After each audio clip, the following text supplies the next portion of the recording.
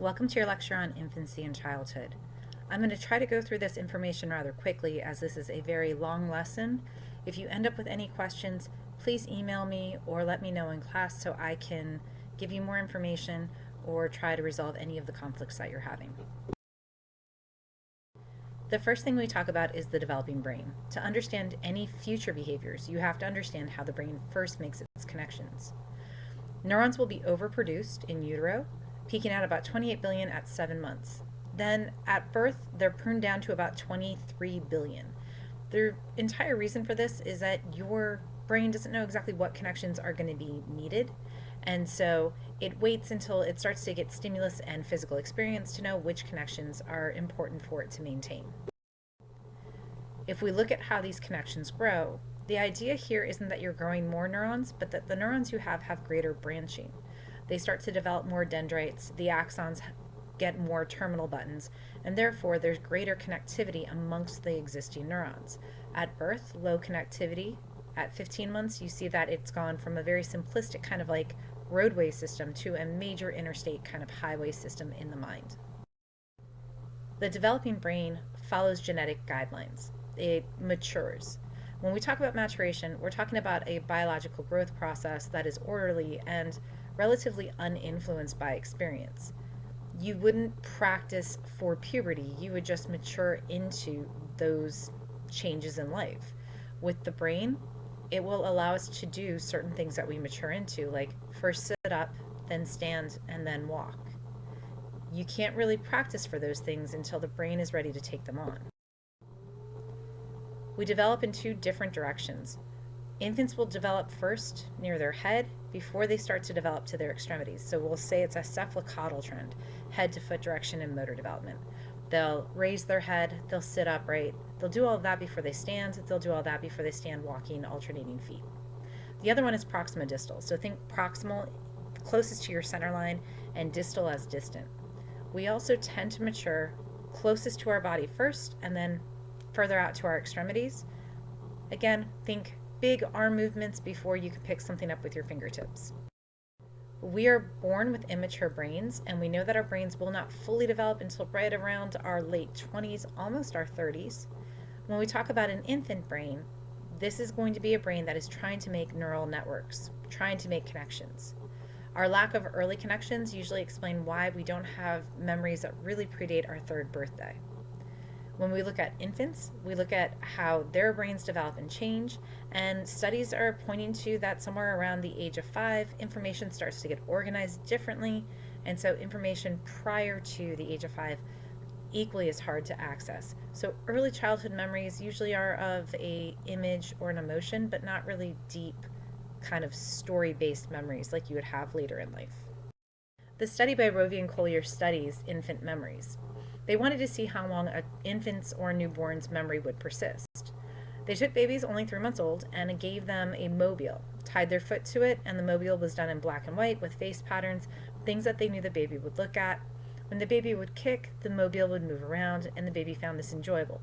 The baby would retain the memory for about maybe a month or so, letting them understand that while the infants do have memory, unless it's a persistent environmental thing like mom's face or the sound of dad's voice, that the babies will start to lose some things, but things that are kind of persistent stick around forever, and everything else for about a month or so. When we talk about nature versus nurture in motor development, they both play a part. A baby can't walk until it has the mature enough brain to take on things like balance and muscle coordination. Those are still things that are dictated by the brain. When we look at it from DNA, identical twins may typically walk almost on the exact same day, even sometimes within minutes of each other. However, nurture also impacts when we kind of unfold some of these genetic instructions. Ugandan babies are going to walk usually at about 10 months of age because they spend more time being held by their mothers, getting kind of used to the rhythmic physical contact that comes with walking. American babies, usually around 12 months, mostly because we tend to put our babies in strollers and other kind of things that don't allow them to kind of feel that rhythmic nature. You cannot force a child to progress faster than they are biologically ready to.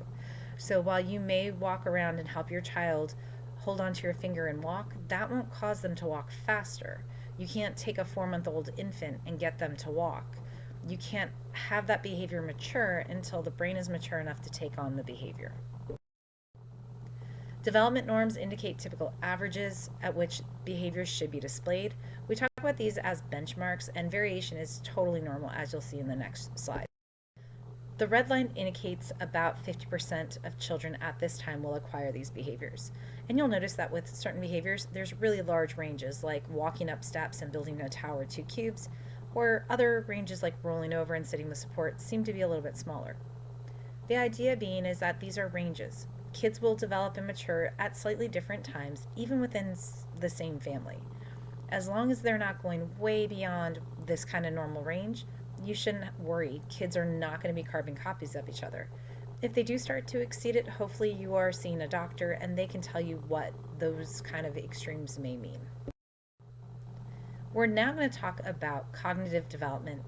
And the first person we talk about when we talk about cognitive development, how a child thinks, how they problem solve, how they understand their world, is Jean Piaget. Piaget was a Swiss developmental cognitive psychologist, meaning that he looked at cognition and how it changed as a child grew. He believed that a child's mind was not a miniature model of an adult's mind, and that children develop through a series of stages. So he's very much a stage theorist. He believes that children will accelerate through and then kind of plateau, accelerate through, and then plateau at very specific ages. His core idea was that children are active thinkers and that they are constantly trying to understand and advance their understanding of the world. To start this understanding, children have something called a schema, a framework, an organization that helps them understand and place information. We've talked about this concept in previous units, so this shouldn't be new. Schemas will help organize past experience and provide framework for understanding future experiences, and that is how our brains work. We know because we've experienced things in the past, and we have expectations based off of how we've organized and how we've been impacted by our previous experiences. A set of beliefs and expectations can influence the perception of others and objects. Sometimes we call these stereotypes, but ultimately, stereotypes can only be changed by giving a person more experience with things that fill in and give them more data to put into their schemas. Schemas can be assimilated, meaning that new information or existing information is trying to be understood within the schema. So interpreting new information in terms of one's existing schema versus accommodation, where the new information doesn't fit the pre-existing understanding and it doesn't fill in new information for it, so you have to adapt and adjust and possibly create a new understanding. Having small children, it's fun to watch them go through this. We used to have a dog that was an English Springer Spaniel. Twinkie was white with brown spots. My daughter had a schema that a dog was white with spots and barked. We took my daughter to Chick-fil-A. My daughter walks over to the Chick-fil-A cow and barks at it. In my head, I think my daughter's a genius.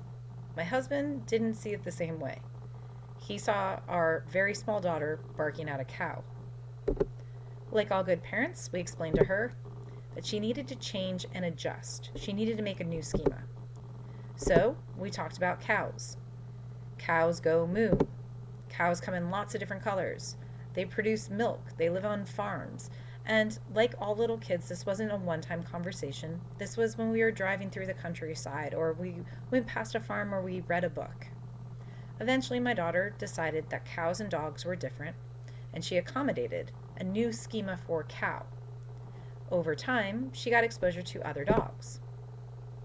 Our neighbors had a Chihuahua, and she realized that dogs could be very tiny. Our in-laws got a collie, and she realized that dogs could be bigger but also have a ton of hair. She started to realize they came in different sizes, that they would look different, and she brought that new information into her understanding of dog and made it more developed. That's how schemas work. We either change them to accommodate new information, or we kind of bring in new information and develop them and understand our world with the schema that we have that is existing. Another example here, you have Gabriella, who's 2 years old, and she's learning the schema for cow from her picture book. So again, whatever that might be, it might be animal that lives outside, that's very large. She sees a moose and she tries out this new idea for cow, and she calls it a cow. She's trying to assimilate. She's trying to understand this animal within the context of what she understands. Her mom says, nope, that's not a cow, that's a moose. So Gabriella is now forced to accommodate. She needs to change her schema for kind of large, shaggy animals and modify one that has to do with moose. So a moose is not a cow is not a moose, and so she now has this kind of new idea about what it might be. As I mentioned before, Piaget thought of children as active learners and that they developed in stages. We're going to look at those 4 stages. Here's a nice slide. It's great for you guys to pull back up. I believe it's also in your textbook. This puts a lot of the important information kind of in a really quick visual chart for you. The first stage for Piaget is something called the sensory motor stage. At this age, children are going to understand the world by touching and by physically interacting with it. So think sensory and then movement or motor. One of the hallmarks is something called object permanence. Now, a child is in this stage from birth to 2 years, while object permanence is usually developed between 6 to 8 months. Object permanence is when a child recognizes that while an object may not be seen, that it exists somewhere. Prior to the age of about 6 to 8 months, a child will not have what we call object permanence. In other words, if you were to take an object and hide it from them, they wouldn't search out or look for it. If you look at the child below, she has object permanence. She has her pink little puppy, it's covered by a blanket. She knows to move the blanket and look for the puppy. She understands that even though it's not visible, it still exists. Piaget went into other areas for this early stage. We just don't get into it. It is just kind of important that you understand that there's additional information. He talked about primary, secondary, and tertiary circular reactions and a whole bunch of other information. Later thinking and learning appears in the second year. Children start to develop what we call mental representations. They start to have mental images for objects and events, and they start to use them to think and to problem solve. So they start to maintain kind of a solid schema or concept in their mind. Piaget believed that the children in this stage of sensory motor were unable to work with abstract concepts or ideas. This actually gets challenged by researchers who say that young children in that kind of last year of the sensory motor stage, from 1 to 2, have lots of experience with things like physics. Now, they're not going to be able to give you the laws of physics, but they're going to be able to tell you things like every time they take something off their high chair, gravity makes it fall. If you were to give them something that should fall and somehow have it suspend itself in midair or disappear, the children will use something called preferential looking. They'll stare really, really long at this object, trying to puzzle out why it's not doing what it's supposed to do. According to researchers, that means that the children are thinking about this, that this is something that violates this idea of gravity for them. They can't use the terminology, but they do understand the underlying principle of if I were to drop something, it would in fact drop. Another criticism comes from the Wynn experiment. And this one, while children can't necessarily tell you what 2 is, as far as given the label and then really being able to numerically understand the symbolism of it, they can in fact tell you when things violate what makes sense. And here's an example. You have 2 Mickey Mouse heads, a screen comes up, one of the Mickey Mouse dolls is removed. At this point, babies and small children are fully used to 2 adults in the room, 1 leaves, 1 is left. They might not be using numerical labels, but they understand that if 1 leaves, there's still not 2 people left. When the screen drops, if 1 item is remaining, the children don't stare at it.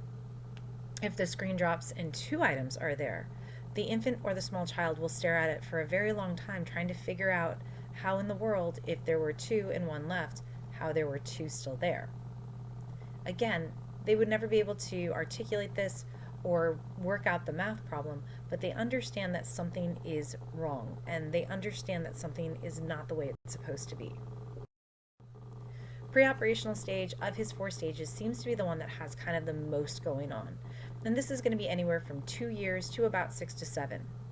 At this age, children, he says, are still too young to perform what he called mental operations, and this is most clearly expressed in the flask experiment. Children will gradually improve in their use of mental images. What he was looking at is this idea of conservation. And he says that children in the pre-operational stage lack conservation. In other words, they have an inability to understand that if you were to change the shape or the appearance or something, that certain quantities can remain constant. Pre-operational children are unable to solve conservation problems, and I'll give you his most kind of hallmark one here. This is known as the Beaker experiment, and it would work like this. Piaget would get a child in the pre-operational stage somewhere between 2 and 6 to 7 years of age. So let's just go with a 4-year-old, kind of somewhere in the middle. If I were to have the 4-year-old look at the first setup, I would ask them, is there more glass in beaker A than beaker B, or is it the same? And if they said it's the same, I would go okay. And if they said it was different, we would adjust the water until the child decided that the levels in A and B were equally the same. Then, while the child was watching, I would pour beaker B into beaker C. They would watch this process, and then I'd ask them a very simple question. Is there more water in A, more water in C, or are they the same? And a pre-operational child would answer C. Because it got taller, that means that there must be more. Now, we can reverse what we just saw. A pre-operational child cannot. That is part of the issues that they have with conservation. And we'll talk about a couple other ones that they have as well. Here are some other conservation tasks that he did. If you have the time, look through them. And again, it explains things like, cut it into a lot of slices, Mom, I'm really hungry. We understand that it doesn't matter how many slices you cut a pizza into, it's still the same quantity. A small child may not. So what Piaget said that a pre-operational children was unable to do were the following. They had a problem with centration. In other words, they could only focus on a single aspect of a problem at a time and then neglect other important aspects. Like they could look at height, but maybe not the width of the beaker. They couldn't reverse what you had just done, so irreversibility. They couldn't unpour the beaker. They are also limited by egocentrism. In other words, they see things from their point of view, and ultimately that's about it. And finally, another part of egocentrism is the sense of animism, that living or non-living things have living kind of qualities. This might be that someone knocks over a kid's bike and then he gets upset or she gets upset because the bike got hurt, or the bike was now lying down because it was tired, but giving lifelike qualities to inanimate objects. This is easier to see really when they're playing with trucks or dolls or something like that, or stuffed animals, and they say something like, they sat on my teddy and he couldn't breathe. Another way to test egocentrism was with Piaget's egocentrism test. In this test, he would have a child look at the 3 mountains from both sides and then sit down and ask them to draw the mountains how they would look from the doll's point of view. Now, having investigated the entire thing, a child who was pre-operational would draw the mountains from their vantage point. A child that was concrete operational, the next stage, would be able to draw them from the doll's vantage point. But again, the pre-operational stage child would have a hard time seeing it from someone else's perspective. So they would assume that the large mountain blocked all the other mountains, instead of understanding that if you were sitting on the other side, you would see the small mountain, the medium mountain, and the large mountain. A criticism of Piaget was done in '87 by Deloche, and they said that children as young as 3 were able to use mental operations.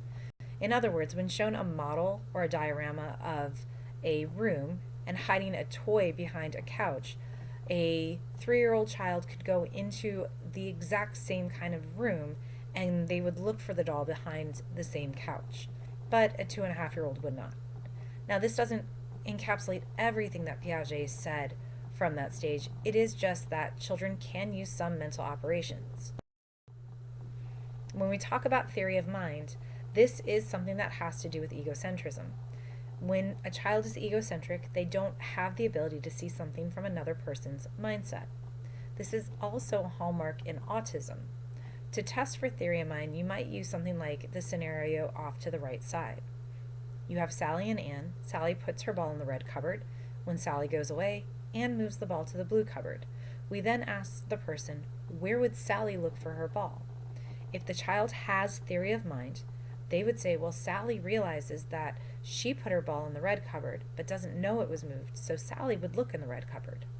A child without theory of mind would say, I know it's in the blue cupboard, so Sally should know what I know and should look in the blue cupboard. Lack of theory of mind often characterizes autism. So this is a disorder that has deficient communication and social interactions. A child with autism spectrum disorder would have a very difficult time understanding Sally's state of mind because that is one of the things that they will have a hard time with. More profound autism will also have issues with sensitivity to light, sensitivity to touch, and social interaction. Deaf children who have parents that can hear may also have some of these issues, where they have minimal opportunity to hear and understand what someone thinks. Piaget will have 2 additional stages that we need to talk about, but right now we're going to pause and talk about Vygotsky. Lev Vygotsky is going to be another developmental psychologist. He looks at children's cognitive development from what we call a socio-cultural theory.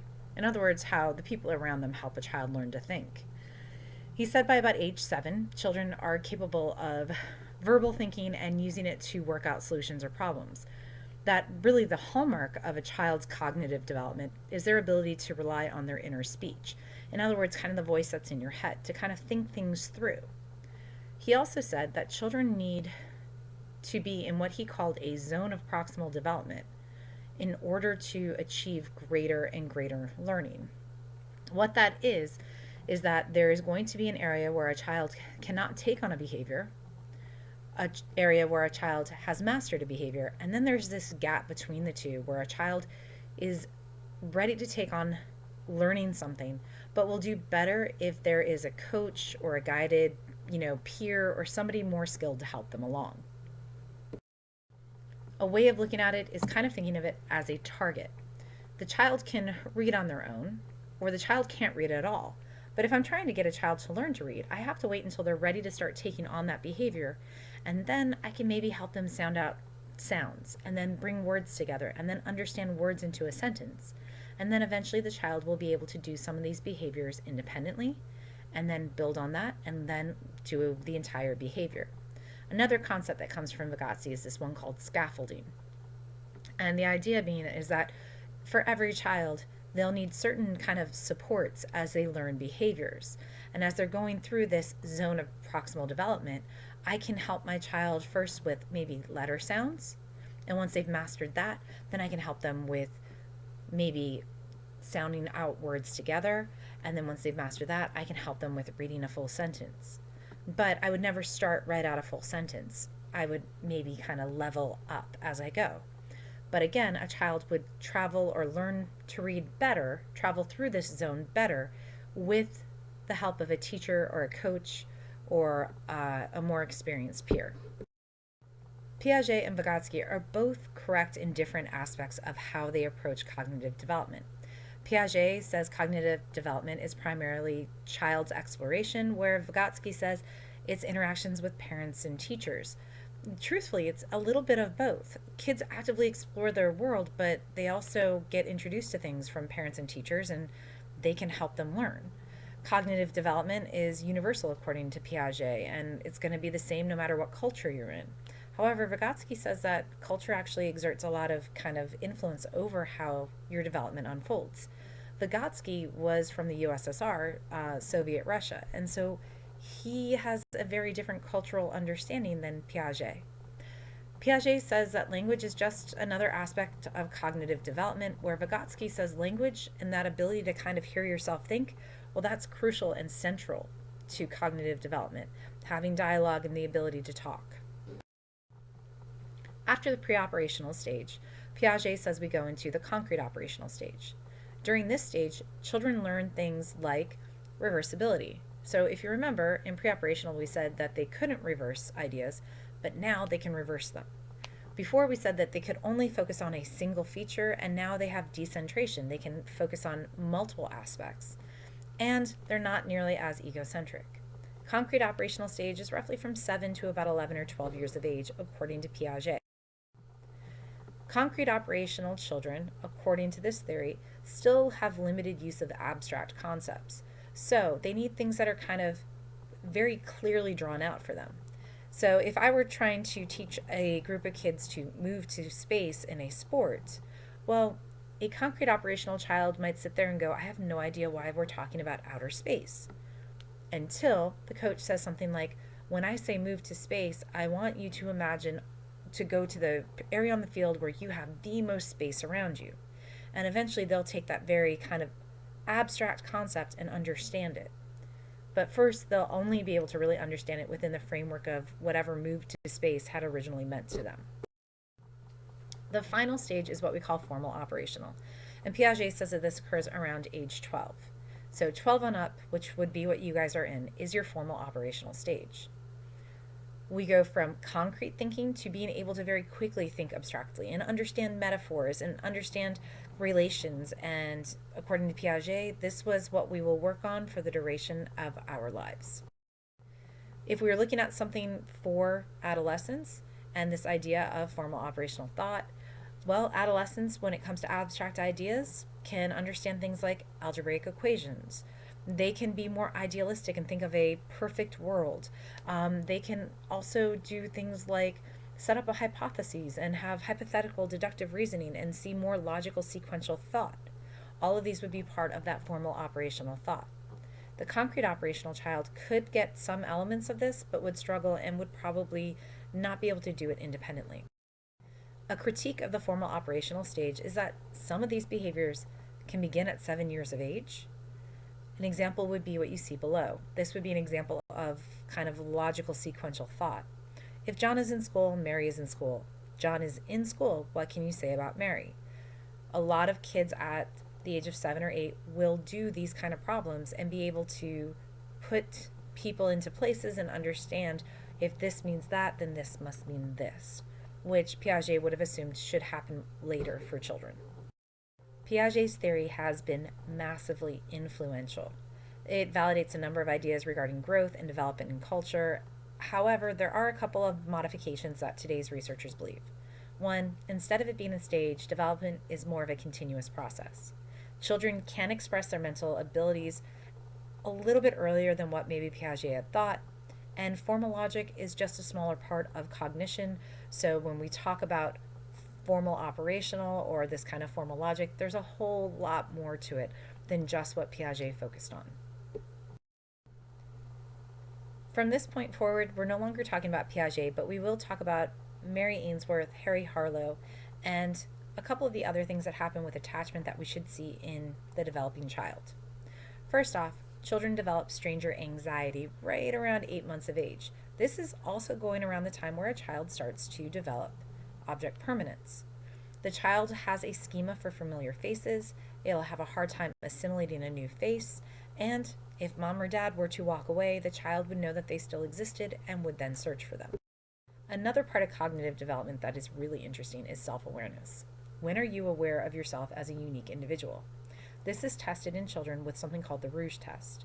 A small dot of blush is put on a child's forehead, and children under about the age of 3 will look in a mirror and they will think the child in the mirror is a different child. They won't point to the dot on their own forehead. At about the age of 3, the child will actually point to the dot on their forehead and recognize themselves as the child in the mirror. The next thing we're going to talk about is attachment. When we talk about attachment in humans, we're talking about an emotional tie between the child and their caregiver. Attachments for humans can be broken and be reestablished. This is not true for all animals. Temperament is also genetic. So a child's reactivity to being kind of easily angered or really calm has a very strong genetic basis. Jerome Kagan was a researcher who looked at temperament and how it influenced parenting styles. He said 10 to 15% of infants were born shy or bold, kind of these two extremes, and that shy babies were more easily frightened and less socially responsive than bold babies. He also said that 25% to about 30% of babies exhibited what he called uninhibited temperaments. The big takeaway from his research was that experience and parenting styles can modify temperament and the way it expresses itself. Thomas and Chase, however, looked at this and said that there were 3 basic styles of temperament to be seen in children. They said that there were easy children, about 40% of kids that were really kind of happy, regular in their sleep and their eating patterns, and not really able to get that upset. They were pretty easygoing kids. They were the ones that were slow to warm up, roughly about 15%. They were less cheery, less adaptable, maybe had problems sleeping and eating. That about 10% of infants would show kind of a difficult temperament. They would be glum or erratic, kind of highs and lows. But everything else, the remaining percentage of children would show a mix. Attachment happens between humans, the infant, and their parent or caregiver. It's a social and emotional relationship. Attachment occurs in other species, but not in all species. Birds, for example, imprint. And when we talk about imprinting, it is an immediate connection with really the first moving object or individual they see. Humans don't do this. We need to have a back and forth with our caregiver to develop an attachment. Harry Harlow looked at attachment and questioned whether or not it was comfort or food that allowed a child to attach to a parent. He did a study on rhesus monkeys, which is a very social animal, and provided them with two possible parents. One was a cloth terry-covered mother that you see off to the right, and the other was a wire-covered mother that would provide a bottle that gave nourishment. Harlow felt that the monkeys showed a greater attachment to the cloth-covered mother. They would spend roughly about 16 to 18 hours attached to her, and then would only go over to the wire mother when absolutely in need of nourishment.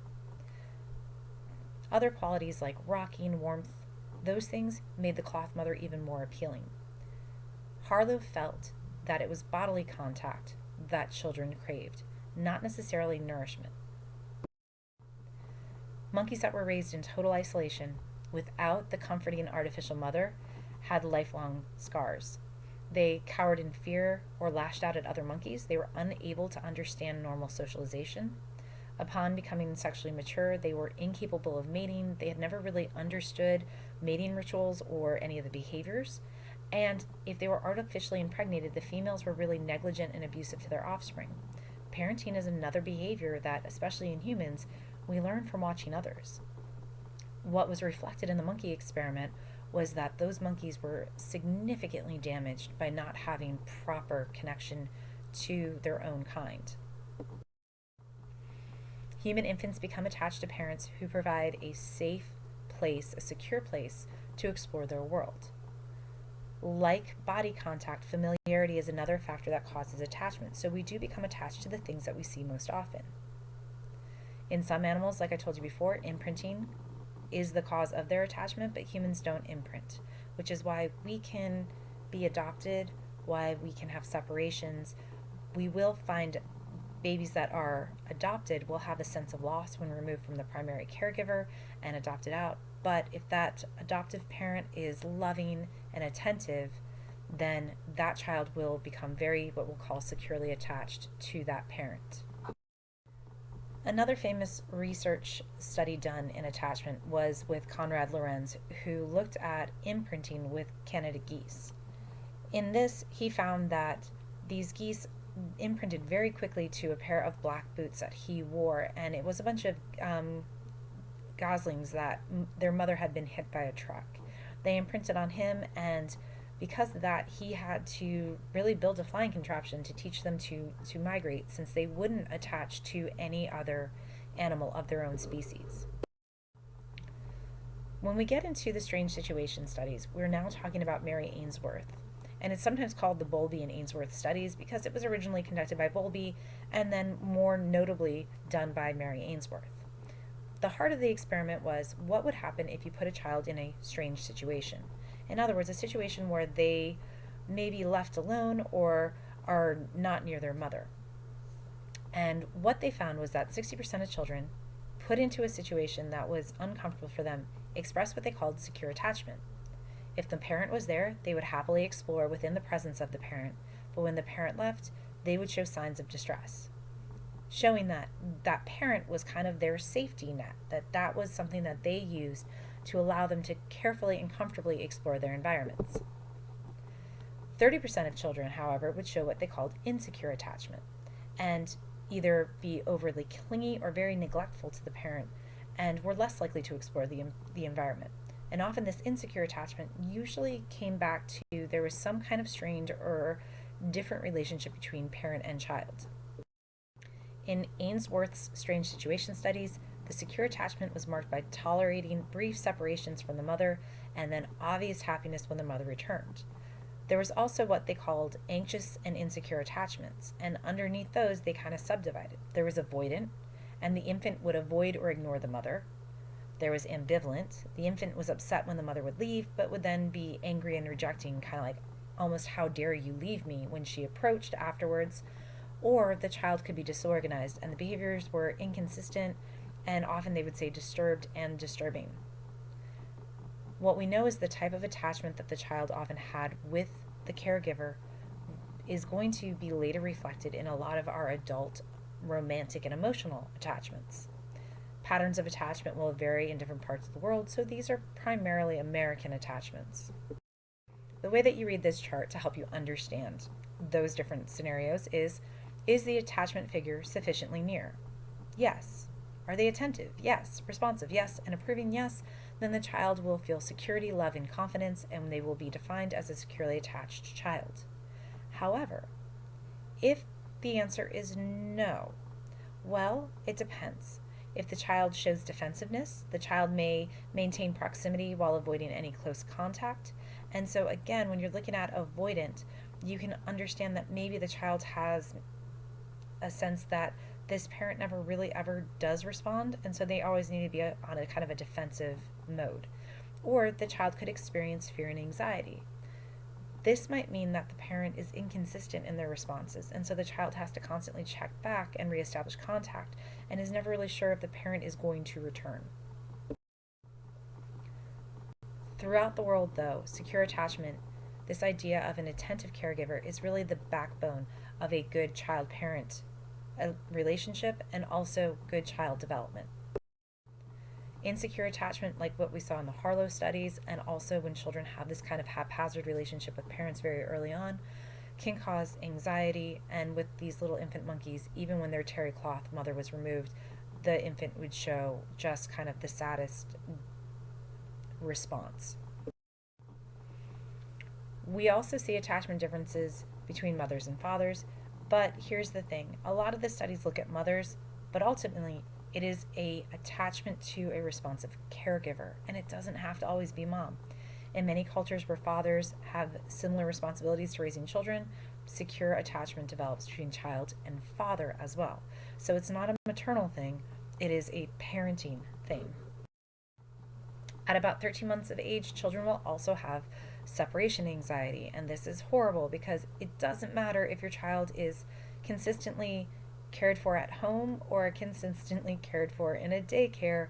At about 13 months of age, they will show anxiety when the parent leaves. In addition to correlations between early childhood attachment and romantic attachment, we also see children who are securely attached being more confident and kind of interactive toddlers. Erik Erikson is a researcher that we'll talk about in adolescence, and we'll talk about his psychosocial development. But he also had an idea of trust versus mistrust, and that children from birth to about 1 that had basic trust in their parents, their caregivers were responsive, they responded to their needs, saw the world as a trustworthy place. They were more likely to trust other adults, they were more likely to go venture out. When children are experiencing deprivation, neglect, abuse, then that can disrupt their development. In these circumstances, children become withdrawn, frightened, and often unable to develop speech. Children who are abused are not guaranteed to become abusers. So 30% or so, depending on the research in the given year, of people who are born in abusive environments may become abusive. But the more disturbing thing is what happens to children who are abused. Emotionally and physically, those children will suffer nightmares, often have depression, later in life will self-medicate through substance abuse, and may be naturally aggressive because the world is a very scary place. It's never been safe for them. If a child has been removed from an environment where they have built an attachment, either secure or insecure, they can still feel the impact of the separation Foster care that prevents attachment from moving a children from family to family to family. Those children can have some pretty um, difficult times learning to empathize and learning to actually make connections with others. If parental caregiving support is deprived for an extended period of time, children are at risk for physical, psychological, and social problems. But it goes deeper than that. It can also start to alter things like serotonin levels in the brain. We currently live in a world now where there are more often than not two working parents in a household, and stay at home parenting isn't always an option. By age 2, 43% of children are in full time daycare, about 35 plus hours a week or so. Quality daycare that consists of responsive adults that interact with the children doesn't actually harm children's thinking or language skills. Some studies suggest that extensive time in daycare can increase aggressiveness and defiance in children because they don't have that one on one, but a lot of the research is coming from what is considered poor quality daycare experiences. We talked about that self concept early on with the Rouge test, but as you get older, children around 15 to 18 months can start to recognize themselves in a mirror, but by 8 to 10 years, that's when your self image is stable. And it really doesn't change that drastically. You still see kind of a version of 10-year-old you in whatever age you are now. The last thing that we need to touch on is parenting styles by Baumrind. They said that there were 3 types of parenting styles, and we'll go through these really quickly. There's authoritarian, permissive, and authoritative. An authoritarian parent, think of kind of a militaristic parent. The rules are the rules. The children should be seen and not heard. They should just obey. Permissive parents are the children are right. The children should kind of drive the train. Children of permissive parents tend to be very immature. Even though you would think they'd have more practice with decision making, every decision is equally right for them. Children of authoritarian parents tend to be unfriendly and distrustful because they're often told that they're wrong. The balance, or the parenting style that most people want to strive for, is what we call authoritative parents. They reason with their children on the level at which their child is at. They don't talk up or talk down to them, give them guidelines and limits, and encourage them within the area that they're at to explore their independence. These children tend to be friendly, cooperative, self-reliant, and socially responsive. And it gives the children a sense of control by giving them some parameters in which to work in. Links between parenting styles and children's personalities are very correlational. So just because you see a good kid and you go, oh, good kid, good parent, it might be their temperament drives which type of parenting style might be needed. But again, if we look at this and we look at emotional involvement, the authority, and then the sense of autonomy, with the authoritative, the parent is warm and attentive. The parent makes demands that are normal within the maturity level of the child, and the parent allows the child to make decisions according to their development. So for a 3-year-old, you wouldn't ask them what they want for dinner, but you might ask them, do you want peas or do you want broccoli? Let them give their kind of input onto which vegetable, but still tell them they have to have a vegetable. An authoritarian parent might be a little more cold and rejecting, might degrade the child, call them stupid, or say things like, you should have known how to do that. Highly demanding, very critical, and will rely heavily on punishment. The parent makes most decisions for the child, very rarely listens to the child's viewpoint, and often assumes that the child should be more mature and intelligent than what they might be, beyond their years. A permissive parent is warm and will spoil the child, makes no demands, always overly worried about the child's self-esteem, and then the parent will let the child make decisions that are well beyond what they should be ready for, like what time do you want to go to bed, or yeah, of course, ice cream for dinner.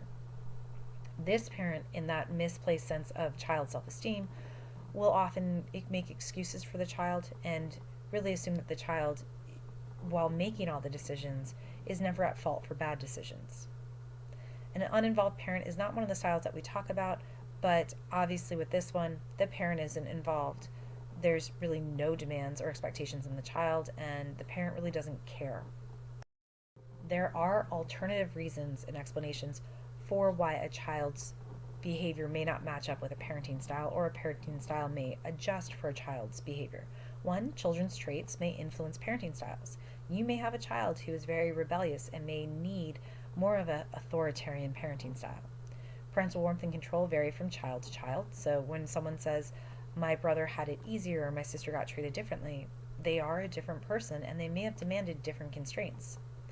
Authoritative parents are often more well educated, so they may be a little more knowledgeable about parenting in itself, and they may be less stressed by poverty or a recent divorce, and those things do change the way that you interact with kids. And finally, competent children may actually have genes that they get from their competent parents that may predispose them to just being socially competent. In other words, the reason that they seem to show up together is because maybe it's more genetic. Here's again a really quick way of looking at the different types of parenting. The way that I tend to remember this, and I know it's really silly, with authoritative, I always think of the word tater tots because of the tative, and everyone likes a tater tot, so that makes authoritative the best parenting style. So I think of authoritative tots. When we look at the correlation again, here's just another way of looking at it. You have a parenting style that is authoritative. The children are therefore self-reliant and socially competent, but they're living in an environment where the marriage is good and there's good genetics, and so maybe that is why there's that good parenting style, but that might also explain why there's good child's traits, and the good child's traits may be causing the parenting style. They may just all be kind of relationship based.